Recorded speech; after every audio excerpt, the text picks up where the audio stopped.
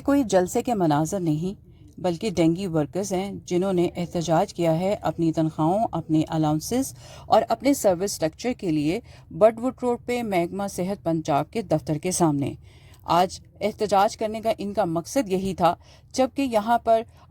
لاہور سمیت پنجاب کے اندر ڈینگی کا سیزن چل رہا ہے اور ڈینگی کے سیزن کی پرواہ کیے بغیر، کیمپین کو کیے بغیر انہوں نے سارا کام چھوڑ دیا اور اپنے سروس سٹرکچر، اپنے الاؤنسز اور اپنے ساتھ ہونے والی زیادتی پر یہ لوگ سڑکوں پر نکل آئے اور انہوں نے بھرپور احتجاج کیا۔ اور یہاں پہ آپ سکرین میں بھی اس وقت دیکھ رہے ہیں کہ خواتین ہی صرف موجود نہیں، مرد حضرات کی بڑی تعداد بھی آج احتجاج کے لیے یہاں پر اکٹھے ہوئے اور انہوں نے ہاتھوں میں کتبے پکڑے ہوئے تھے۔ کتبے پکڑنے کا مقصد تھا اپنے وہ مطالبات جو یہ منوانا چاہتے تھے اور جس کے لیے انہوں نے آج بھرپور احتجاج ریکارڈ کروایا۔ ڈینگی ورکرز ہر سال اسی طرح سے احتجاج کرتے ہیں اور یہ وہ ڈینگی مرکز کے ورکرز ہیں جو کہ 2009 سے آنورڈ کام کر رہے ہیں، ان میں کچھ 2006 سے بھی ہیں، لیکن ابھی تک ان کو سروس سٹرکچر نہیں دیا گیا اور مجبوری کے عالم میں، اس مہنگائی میں ان کے پاس صرف اور صرف ایک حل یہی تھا کہ وہ لوگ آج سب مل کر یکجا ہو کر احتجاج کرتے اور اپنے مطالبات کی منظوری کے لیے محکمہ صحت کے پاس جا کر اپنے مطالبات سامنے رکھتے۔ ابھی تک ان کے مطالبات تو پورے نہیں ہوئے، لیکن انہوں نے بھرپور احتجاج جو ہے اپنا ریکارڈ کروایا۔ ڈینگی ورکرز میں کچھ لوگ ایسے بھی تھے جنہوں نے ڈینگی کے خاتمے کے حوالے سے ایک بھرپور گیت بھی گایا جو کہ انہوں نے خود تیار کیا ہوا تھا، اور اس گیت کے بدلے میں انہوں نے ایک میسج محکمہ صحت کو دینے کی کوشش کی کہ ہم لوگ وہ ہیں جو ہر وبا کے اندر کام کرتے ہیں، کیونکہ یہ ڈینگی ورکرز صرف ڈینگی کے لیے کام نہیں کر رہے بلکہ یہ پولیو، کووڈ اور جتنی بھی کوئی وبائی امراض آ جائے، یہاں تک کہ الیکشن کے ڈیز میں بھی یہ ڈیوٹی کرتے ہیں اور اس کے بدلے میں ان کو کچھ نہیں دیا جاتا۔ یہ تو ان کے ساتھ ظلم و ستم ہوتا ہے کہ صبح شام محنت مزدوری کرتے ہیں، تنخواہ بھی بہت معمولی دی جاتی ہے، اس کے ساتھ ساتھ انہیں دیگر کوئی مراعات نہیں دی جاتی، جس کے لیے انہوں نے آج سروس سٹرکچر کی شکل میں احتجاج اپنا ریکارڈ کروایا۔ اب اگر ہم بات کریں ڈینگی ورکرز کی، تو ڈینگی ورکرز جو ہیں جب بھی سیزن آتا ہے اس میں ہر گھر میں جا کر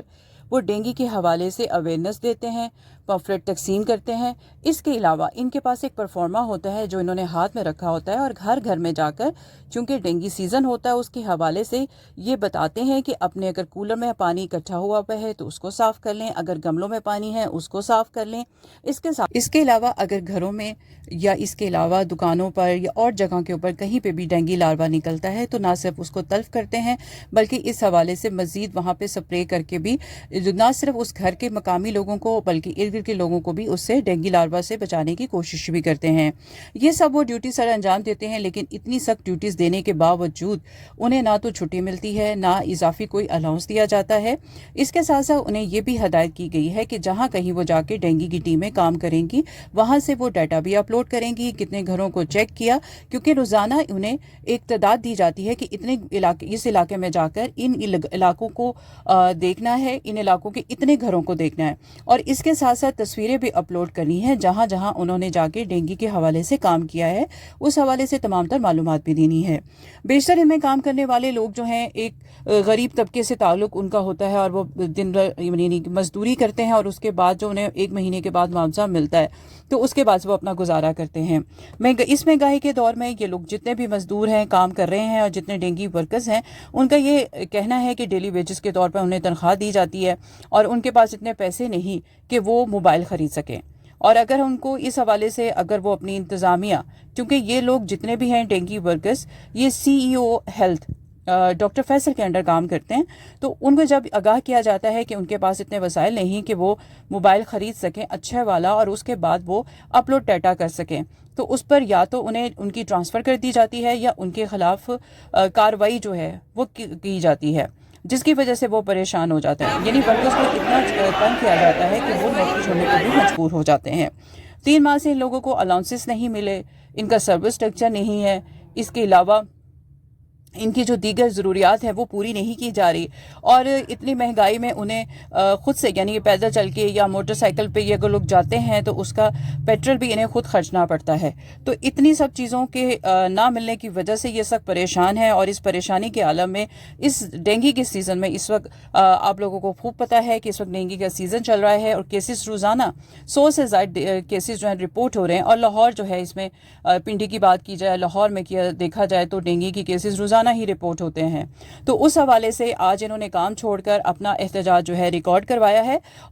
एहतजाज में ख़वातीन की बड़ी तादाद जो है आप देख रहे हैं कि वो शरीक हुई है। ना सिर्फ उन्होंने एहतजाज में शिरकत की है बल्कि बैठ कर यानी धरना देकर भी अपना एहतजाज रिकॉर्ड करवाया है। और ख़वातीन की जब इस हवाले से बात हुई है तो ख़वातीन डेंगू वर्कर्स ने बताया कि वो डेली वेजेस के तौर पे यानी रोज़ाना आती हैं और वो काम करती हैं। ना सिर्फ अपने घर को संभाल रही हैं, अपने बच्चों को देख रही हैं, बल्कि वो डेंगू की मुहिम में भी बढ़ चढ़ कर हिस्सा लेती हैं। लेकिन उनके साथ रवैया बिल्कुल भी मुनासिब नहीं होता। अगर वो छुट्टी कर लें तो एक दिन की तनख्वाह काट ली जाती है। अगर छुट्टी मांगी जाए, तबीयत ख़राब हो या कोई और भी मसला हो, तो उस सूरत में उनको छुट्टी नहीं मिलती। और अगर कोई और बात सीओ हेल्थ तक पहुंचाई जाए तो सीओ हेल्थ जो है उनको ट्रांसफ़र कर देता है या उनका रवैया नामुनासिब होता है। डेंगू वर्कर्स जो है जब उन्होंने एहतजाज किया तो इस हवाले से उन्होंने CO health Lahore doctor Faisal के ऊपर ये इल्ज़ाम बेयाद किया कि उन्होंने ना सिर्फ उनकी तनख्वाहें खा ली हैं बल्कि उनके अलाउंसेस भी जो फंड्स की शक्ल में उनके पास आए थे वो भी उन्होंने खा लिए हैं। और अभी तक डेंगू वर्कर्स को उन्होंने ना तो तनख्वाहें 3 माह से दी हैं, ना ही अलाउंस दिए हैं, जिसकी वजह से वो मजबूर होकर सड़कों पर निकल आए हैं। इसके साथ साथ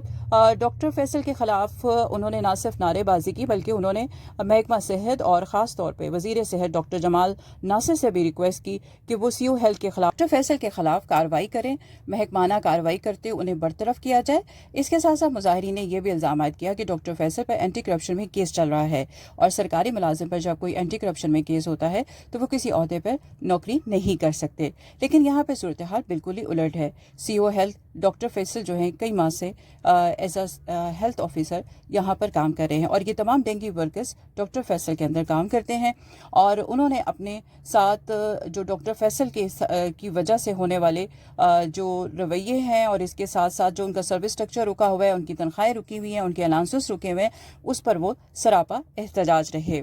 इसके अलावा महकमा सेहत की जानिब से अभी तक तो इन लोगों से कोई राब्ता नहीं किया गया, और ना ही मुज़ाकरात के लिए किसी ने इनसे बात की है कि उन्हें कब तक सर्विस स्ट्रक्चर दे दिया जाएगा, क्योंकि वो लोग चाहते हैं कि उन्हें 7 से 9 स्केल तक यानी स्केल दिया जाए, ताकि वो भी वो तमाम सहूलतों से फ़ायदा उठा सके जो एक सरकारी मुलाजिम जो है फ़ायदा उठाता है। कब तक इन्हें सर्विस स्ट्रक्चर मिलेगा, ये कब तक एहतजाज का सिलसिला यूं ही जारी रखेंगे, कब तक इनकी सुनवाई होगी, क्या दोबारा से डेंगू वर्कर्स निकल कर बाहर डेंगू टीमों की शक्ल में घर घर जाएंगे, और जो डेंगू के हवाले से अवेयरनेस है और डेंगू लार्वा को ख़त्म करने के लिए जो वो भरपूर काम करते हैं वो दोबारा से सिलसिला शुरू कर सकेंगे। इस हवाले से अभी तक डेंगू वर्कर्स की तरफ से कोई बात नहीं की गई, लेकिन उनका ये कहना है कि उनका एहतजाज का सिलसिला जारी रहेगा। मज़ीद क्या कहा जानिए। हम अपने ना राइट के लिए निकले हैं। हमारे कोविड की जो हमने कैंपेन की है उनके ये पैसे नहीं दे रहे। उसके अलावा हमारा ये अलाउंस खाए जा रहे हैं, हमारे अलाउंस के पैसे नहीं दे रहे। उसके अलावा हमारे स्केल के लिए हम आए हैं कि हमारा स्केल बढ़ाएं। जितना भी वायरस आए ना पाकिस्तान में, हम डेंगू मुलाजमीन हैं, और जितना भी वायरस पाकिस्तान में होता है वो सारी कैंपेनें हम करते हैं, और उसका हमें सही मुआवजा नहीं दिया जाता। इसलिए इस हक के लिए हम बाहर निकले हैं कि हमारा और किया जाए, और जो हमारे अलाउंस है वो हमें दिए जाए, और ये हमारा हक है। इस हक के लिए हम बाहर निकले हैं।